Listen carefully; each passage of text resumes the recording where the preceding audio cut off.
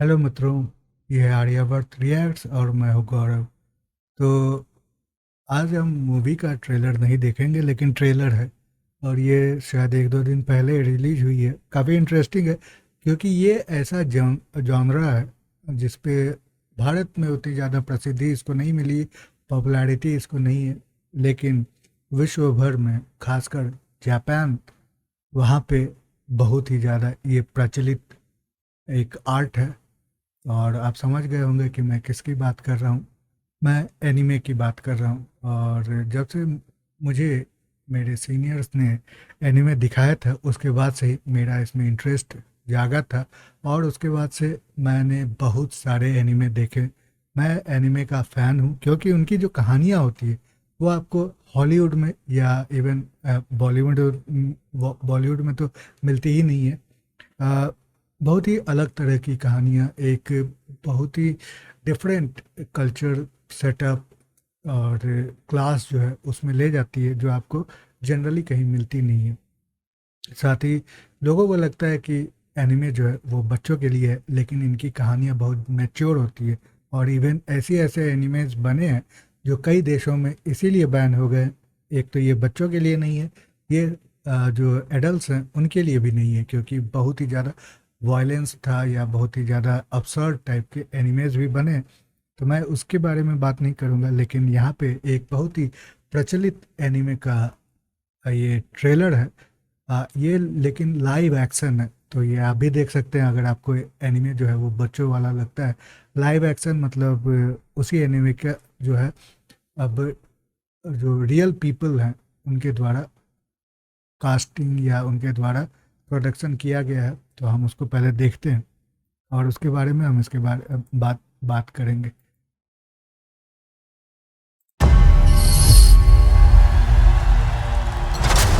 富、名声、力、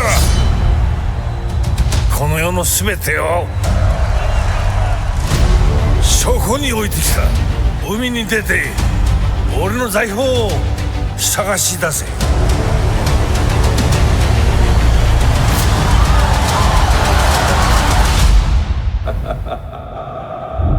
どうする？仲間にならねえか？決裂か？なぜ海賊なんかになりたいんですか？最高だから。海風、潮の香り、気のいい仲間たち。できたぞ海賊旗！何なのそれ？海賊旗さ、俺たち麦わらの一味だ。行くぞグランドライン。とても危険な海域よ。大きな島々、大海賊だ。そこにワンピースがあるんだ。俺たちは行く先々で敵を作ってる。受けてみろ。バラバラ。船に当たる。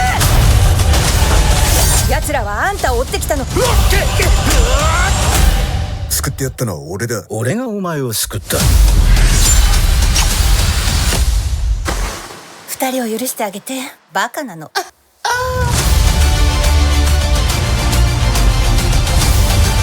俺たちなら、この仲間なら何だってできる。仲間もまとめて殺してやるからありがたく思え。お前は俺の船長だ。最後まで。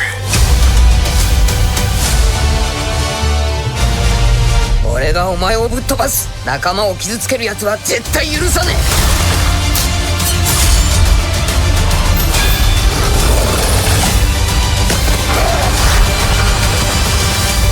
てめえのどこが特別なんだ。え。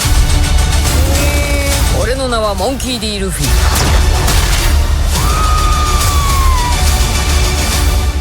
海賊王になる男だ。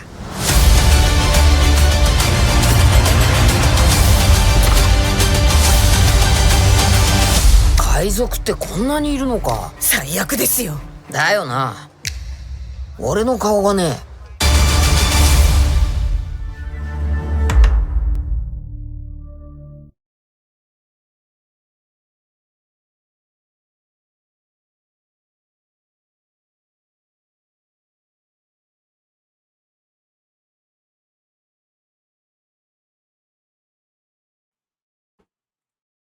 तो ये था ट्रेलर। और नेटफ्लिक्स जो बहुत ही बड़ा एक कॉरपोरेट हाउस है, वो इसको बैक कर रहा है। ये प्रोडक्शन के कॉस्ट, इसीलिए प्रोडक्शन जो था इसका बहुत ही हाई क्वालिटी का था। लेकिन बात ऐसी है, क्योंकि मैं एनिमेज बहुत सालों से देख रहा हूँ और काफ़ी एनिमेज देखे हैं, तो जो भावना यहाँ पे प्रकट हो रही थी, या मुझे लग रहा था, जिस तरह से मैं फील कर रहा था, वो इसको देख के पायरेट्स ऑफ कैरेबियन जो डिज्नी की मूवीज फ्रेंचाइज है वो ज़्यादा लग रही थी। क्योंकि ये भी पायरेट्स पे ही बेस्ड स्टोरी है, और पायरेट्स ऑफ कैरेबियन पायरेट्स पे ही बेस्ड स्टोरी है। तो उस जैसी फीलिंग आ रही थी, मुझे एनिमे जैसी फीलिंग नहीं आ रही थी। कन्फेशन मेरा आपसे ये है कि मैंने कभी वन पीस देखी नहीं है, एक भी एपिसोड मैंने देखा नहीं है। बहुत ज़्यादा बड़ी है। मैंने बिग थ्री में नारुतो को देखा है, जो बिग थ्री कहा जाता है, जिसमें नारुतो, ब्लीच और वन पीस आते हैं। यही तीनों जो एनिमे हैं, ये पूरे विश्व में जो जापान की इस आर्ट को बहुत ज़्यादा पॉपुलराइज किया था। तो वन पीस अभी भी चल रही है। नारुतो का एक नया वर्जन आया है जो उतना अच्छा नहीं है। ब्लीच फिर से रिवाइव की गई और अच्छी चल रही है। नारुतो सॉरी वन पीस के बहुत ही बड़े और बहुत ही ज़बरदस्त फॉलोइंग है, और पता नहीं, मैं नहीं समझता कि they will be quite happy with this kind of live action. एक तो जो कैरेक्टर्स हैं ये वेस्टर्नाइज्ड हैं। अब मैं समझ सकता हूँ, क्योंकि वन पीस के जो कैरेक्टर्स हैं वो बेसिकली मैटर नहीं करता वो किस जगह के हैं, लेकिन चूँकि एनिमे जापान का है, जो कन्वर्सेशन होती है वो ओरिजिनल लैंग्वेज जापानीज़ है, तो people relate those kind of animes with Japan, or any anime which is coming out of Japan, they will relate with Japan। लेकिन यहाँ पे वैसी भी भावना नहीं लगी। एक तो शुरुआत में जब मैं जापानीज़ भाषा उसके डायलॉग सुन रहा था तो मुझे लगा अच्छा, बहुत अच्छा, मतलब जापानीज़ में ही बनाया गया है। लेकिन ये डबिंग है, और डबिंग यहाँ पे थोड़ा सा अटपटा लगता है, क्योंकि जापानीज़ एनिमे का डबिंग इंग्लिश में होता है, लेकिन यहाँ पे जो है जापानीज़ एनिमे पे बनी मूवी, उसका डबिंग जापानीज़ में हुआ है। तो एक जो लाइन है वो मैच नहीं कर रहे थे, और फीलिंग्स का जो बताने का तरीका है, प्रकट करने का तरीका है, वो भी थोड़ा हॉलीवुड से डिफरेंट है।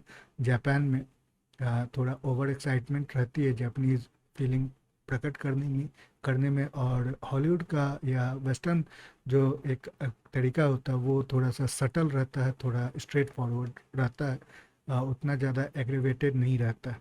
तो ये सारी कुछ बातें हैं। और इंटरेस्टिंग फिल्म अगर सेपरेटली एज ए फिल्म देखे जाए, पायरेट के ऊपर बनाई हुई, तो अच्छी दिख रही है। बट एज ए एनिमे और उसका लाइव वर्जन, मैं वैसे तो लाइव वर्जन के मतलब फेवर में नहीं हूँ। पूरा एक जो सोल होता है वो ड्रॉप हो जाता है। नारुतो के कुछ लाइव वर्जन्स बनाए गए थे एज ए क्लिप, वो रियल नहीं।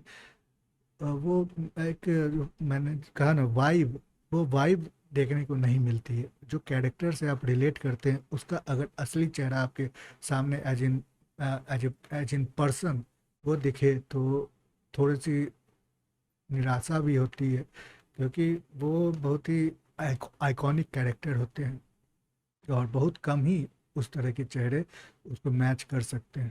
तो अब लफ़ी जो मेन कैरेक्टर है वन पीस का, उसके अलावा मुझे नहीं लगा कि कोई और रियली सूट करता है उनके अपने कैरेक्टर्स में। खैर, ये तो जो वन पीस के डाई हार्ड फैन है वही बताएंगे। मैंने देखी नहीं, तो मैं जज भी नहीं कर सकता। लेकिन उनको ये एनिमे कैसे लगी, अगर आप हैं इसके डाई हार्ड फैन या आपने देखी है, तो मुझे ज़रूर बताएं ये आपको एनिमे का जो लाइव एक्शन है वो कैसा लगा। और इसी तरह के और भी अगर एनिमेज होंगे, मैं उस पर आपके सामने वीडियोस लाता रहूँगा, और मेरी अपनी रिकमेंडेशंस भी वो मैं आपके सामने रखूँगा। तो अभी के लिए इतना ही। फिर से अगले बार एक नए वीडियो के साथ आपके सामने आऊँगा। तब तक के लिए हम चलते हैं। Good bye.